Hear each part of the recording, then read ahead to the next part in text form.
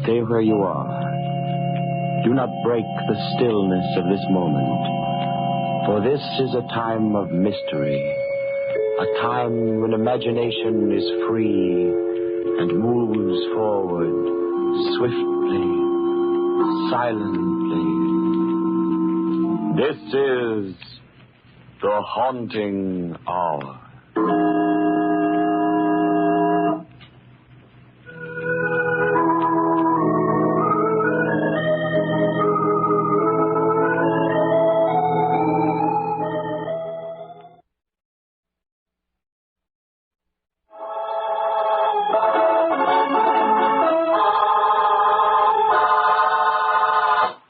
If the shoe fits.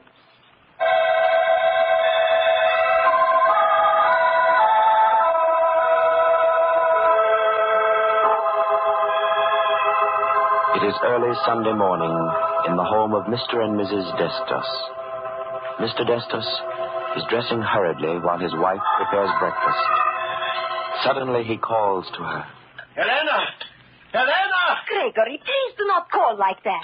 Come here to the kitchen. Helena, I cannot find my charm. Did you see it? How many times will I tell you, Gregory? On Sunday morning, people want to sleep a little. They do not want to hear other people screaming. But don't you hear? I have lost my lucky piece, Helena. Oh, you mean the little coin that you brought to America from Crete? Yes. Here are your eggs.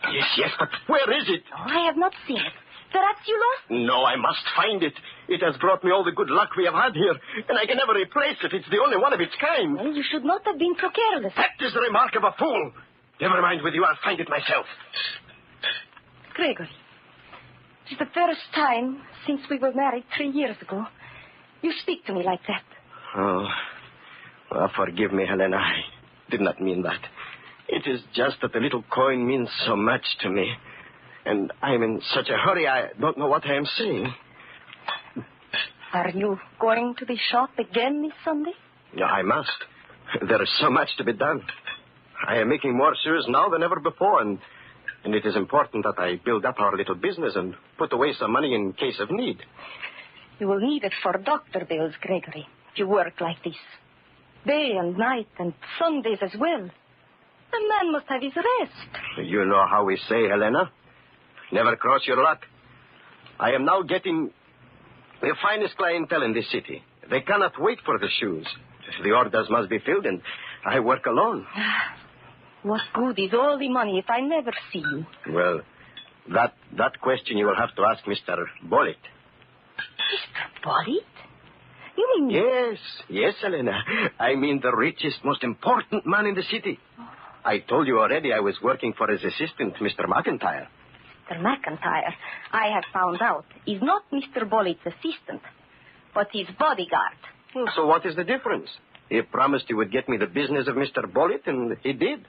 You mean you have seen Mr. Bollitt? Sure, many times. Oh. In fact, I am already making shoes for his whole family. Tell me, Gregory, Why does a man like Mr. Bollitt need a bodyguard like Mr. McIntyre? Oh, what do I know, Helena? You know what it is with big, important men. They must be careful. And now I must go. When will you be home, Gregory? I don't know, Helena. We will have to see. Goodbye. Goodbye, Gregory.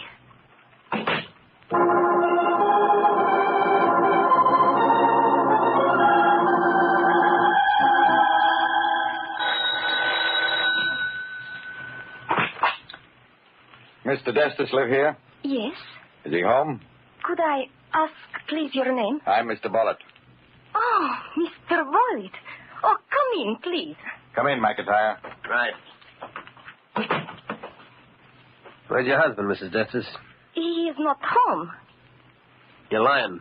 I do not lie. Just a minute, McIntyre. Where is your husband, Mrs. Destus? I do not know. I tell you, she's covering up, boss. Let me go through the house. Just a minute. Mrs. Destus, do you recognize this coin? Oh, it is my husband's good luck piece. But where did you get it? Told you it belonged to him, boss. That's all I want to hear. You know what to do, McIntyre. Don't worry, I'll take care of him. What is wrong? What has my husband done? Don't worry, he won't do it again. And don't forget, McIntyre, If you don't find them before the day's over, there'll be a new man in your place tomorrow. I told you not to worry, boss. I'll be waiting to hear from you. Don't make it too long. We might as well go inside and sit down, Mrs. Destus. What are you going to do? I'm going to wait for your husband. I mean, after he gets here. Well, don't you worry about that. Whatever I do, you should be glad I did it. I do not understand. All right. You want to know what's up? I'll tell you. That husband of yours is a no-good, two-timing double-crosser. Now do you understand? No. He's running around with other women. Gregory? With other women? And that ain't all. If he wants to run around with other women, that's his own business. But when he starts fooling around with the boss's daughter, that's going too far. My husband is going with Mr. Bollitt's daughter? Mm-hmm. An 18-year-old kid. Oh, no, but it is impossible. Gregory works all the time. In the night, in the day. How could he be able to go with anybody? All depends what kind of work he's doing at night. Could be working at having a good time, you know. But he's doing what you say. Why shouldn't he tell me? He's not afraid. Maybe he's not afraid of you, but there's other people. We don't like anybody stepping in where they don't belong. See what I mean? Yes. Nothing is more important to Bollitt than his daughter Marion. There's nothing too good for her. And he didn't set her up like this for some little jerk shoemaker to cash in on everything. But Gregory is my husband. How could he That's just what makes it so tough. You see, whatever he's going to get, he's got it coming to him. But how did you find out all this? And that lucky coin he carries around? Oh. Only this time it ain't so lucky. You knew it was his? Mm-hmm. He showed it to me. Told me there wasn't another one like it in the country. And naturally, when Bollitt found it on his daughter's dressing table, it was a dead giveaway.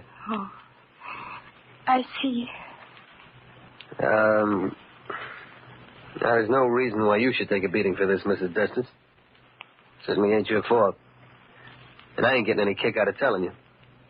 But for your own good, you might as well know what's happening. Oh, thank you. Where are you going? I do not feel very good. I'm going out in the street for some air.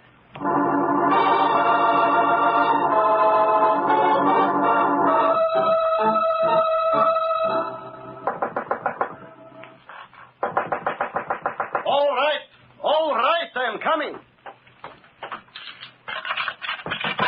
Now, have you no patience to... Helena, is something wrong? Close the door. Yes, but you... Now, what is it, Helena? You are so pale. Mr. Bollitt is looking for you. He came to our house. Oh? What did he want? He came with his assistant, Mr. McIntyre. They have found out that you are going out with Mr. Bollitt's daughter. Me? I am going out with... Please, Gregory. There is no need to try and hide it from me any longer. I know. Oh, you are fooling. First, I thought they were fooling. Then they showed me the lucky coin you had lost. Mr. Bollitt's daughter had it. Oh, what you are saying, Helena, is so strange. It does not matter. I have come to warn you. Beyond that, I have no further duty. You had better not come home. Mr. McIntyre is waiting there for you. Mr. McIntyre? Oh, but then I should go to the police. They cannot do such things in America. What would you tell the police? Do you think they would like to hear our married man is going with a single girl? Helena, you do not believe that, do you? Mr. Bollitt is not so much a fool as I. I thought you were working. But, Helena, no, there is nothing for me outside of my work. And you... I swear, Helena, I have never even seen the girl. I do not even know what she looks like. Only this morning you told me you were making shoes for all of Mr. Bollitt's family. Yes, that is true. But for the daughter, I have been getting the measurements from an old pair of shoes. Oh. Sure, that is why Mr. Bollitt has been so pleased with my work. He says there is nobody but me who makes custom shoes to fit so perfect by just looking at an old pair. Oh, perhaps it is true.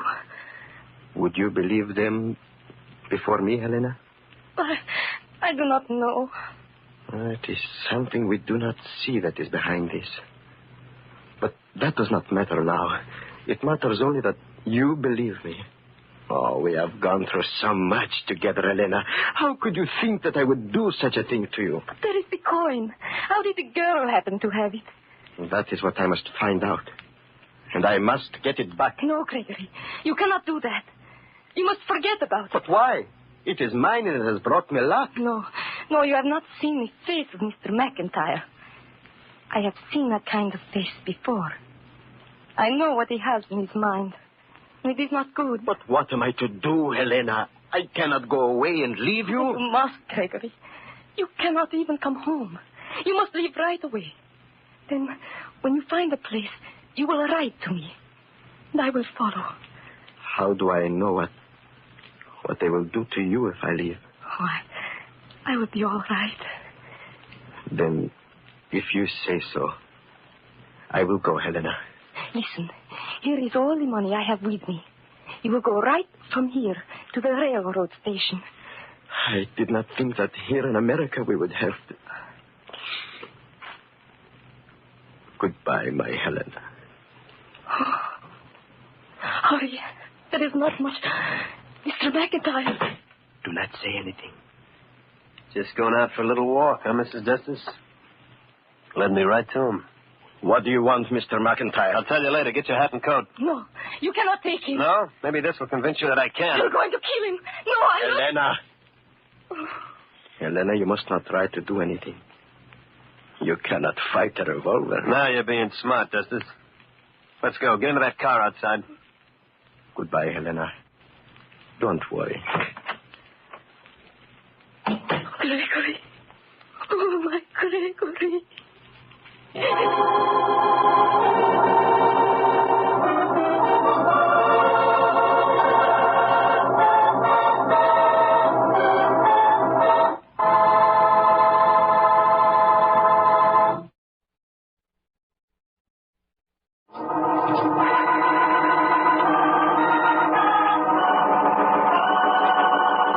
Gregory Destos, a custom shoemaker, has become strangely involved with the young daughter of the wealthy and unscrupulous Henry Bollitt.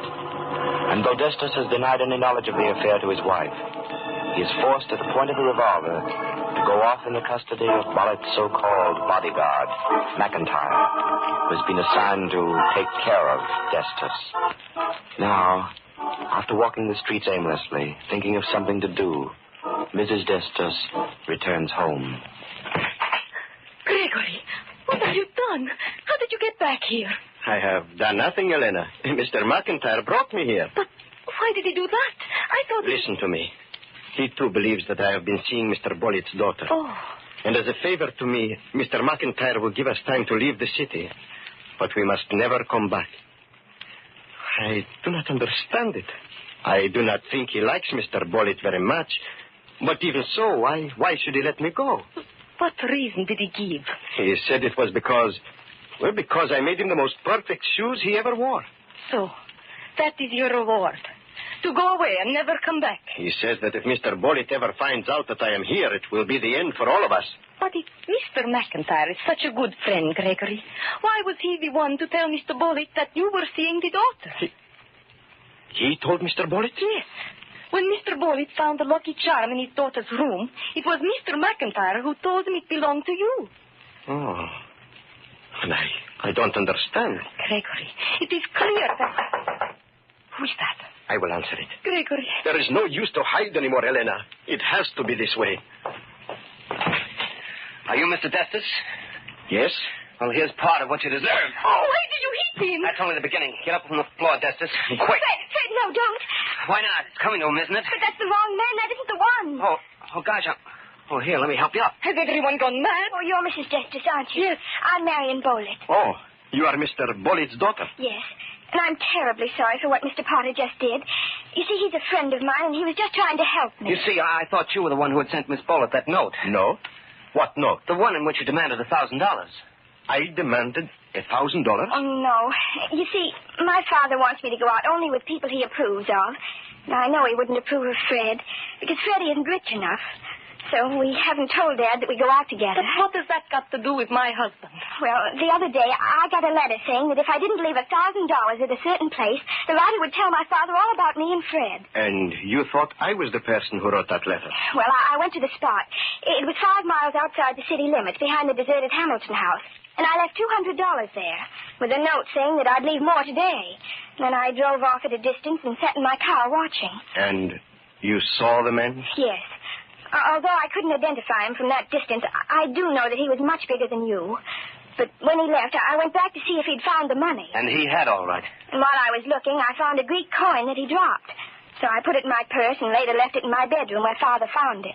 That was when I first learned it belonged to you. Then why did you come here? Well, I had to. I was going to give you the rest of the money to make sure you didn't talk to my father. But now I know you're not the man. So, it was someone else who took away your lucky coin, Gregory, to make it look like you? Yes. Well, I'd sure like to lay my hands on him. I think I am beginning to see why Mr. McIntyre wants me to go away. Are you talking about my father's assistant? Yes. He wants my husband to leave the city. Your father thinks that Gregory is going out with you. Well, how would he get an idea like that? Mr. McIntyre advised him. Then, do you think that... Why, of course. It's as clear as the nose on your face. But what can we do? Wait, I have an idea. Where did you say you left the $200, Miss Bullitt? Behind the old deserted Hamilton house. You know where that is, don't you? Yes. Yes, it has been empty for many years now, has it not? At least 5 years. But how can that help us? What time is it now? It's 6 o'clock. Uh-huh. It will be light for about 1 hour more. You mean you want to go out there tonight? Miss Bullitt, you said that you were bringing the money to me. Yes, I thought that you Would you let me bring the money to the Hamilton house and place it there for you? You want us to go with you? If you will allow me, I would rather go alone. You mean you're going to wait there and see if you can catch him? While it is light, I will wait. If it does not come then, I will go back to my shop, and I will be working there all night. And what do you want us to do? If you do not hear from me tonight, I would like you to take Miss Bullitt to the Hamilton house tomorrow and see if the money is gone. If it is, I would like you to come to my store and tell me the first thing in the morning. All right. Here's the money, and then we'll go along. Good night, and thank you. Good night. Good night.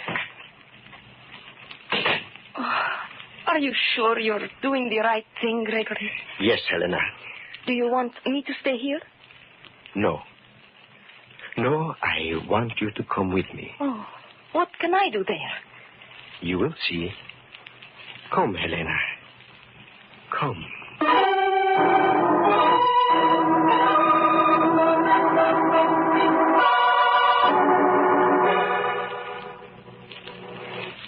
It is darkening quickly, Gregory. Yes, I must work quickly. Here. Here is the place where Miss Bullitt must have put the money last time. Now, we put this in the same place. Yes, so. And now, you stay here, Helena. Here? Are we going to wait for him to come? No. But where are you going, Gregory? There is something I must find. What is it? It must be here. But why must I stay here? Because I do not want you to... Uh-huh. Yes, I found it. The man has left something he didn't know about. Come here, Helena. What have you found? It had to be here. Look, do you see what I mean? Oh, yes, Gregory. I see what you mean. As soon as I have it, we will go back to the shop. I will be working all night, Helena. All night.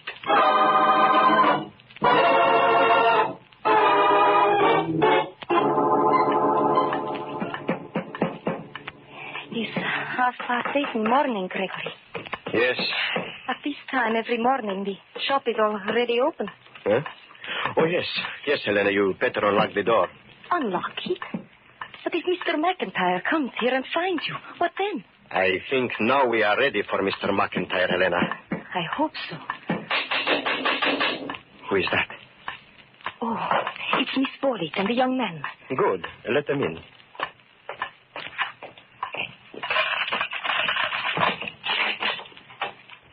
It's gone, Mrs. Destus.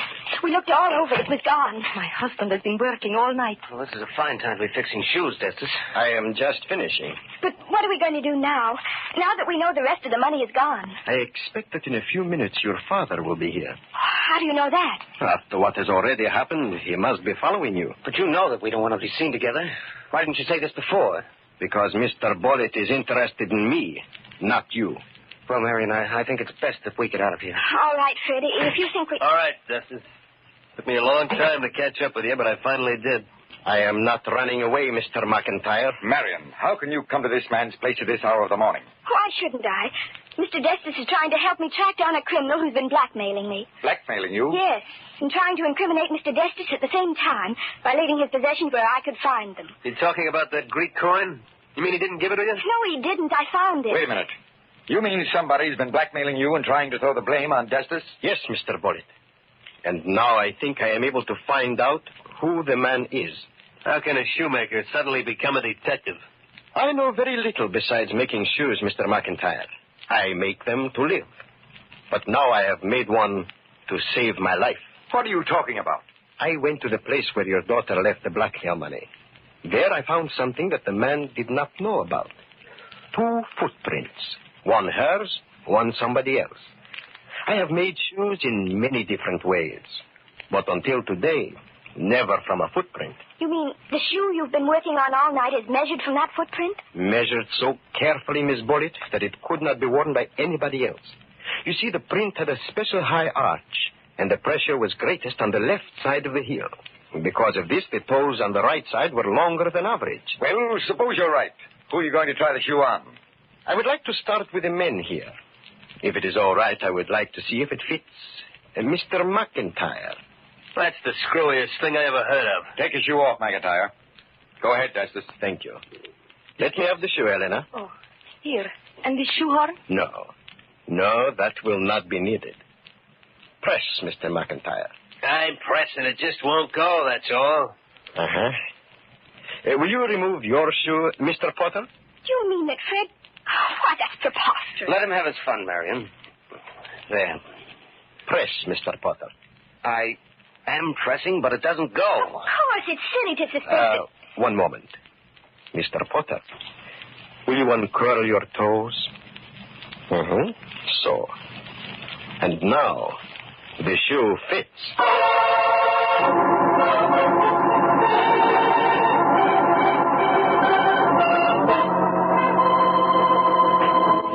It is amazing how you fashioned that shoe from a simple footprint, Destus.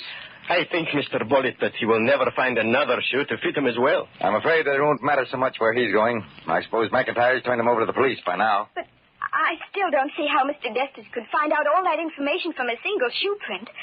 How did you know that Fred had the blackmail money in his pocket? Oh, I did not know that. I knew only that the blackmail money had been taken away from the place where I left it.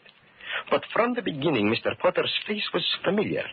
Then I remembered the day my lucky coin disappeared, there was a man in my shop, and he was asking me for prices. Tell me, Miss Bullitt, did Mr. Potter ever have a mustache? Why, yes. He just shaved it off a few days ago. And sometimes he wears glasses? That's right. Of course, I could not ask these questions before. Naturally. But that proves conclusively he was the man. You deserve a lot of credit for this, Destus, and I'll see that you get it, too. Well, come along, Marion. Perhaps you'll listen to me in the future. Goodbye, Mr. and Mrs. Destus. Goodbye. Oh, Gregory, it is over. Like being free again. Is it not wonderful? So wonderful, Helena. I think I will take a holiday. We will go home now and go to sleep.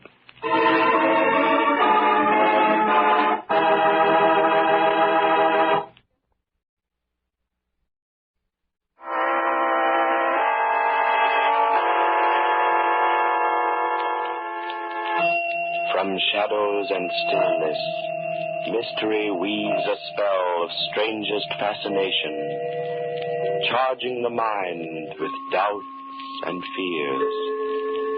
For mystery is a strange companion, a living memory in the haunting hour.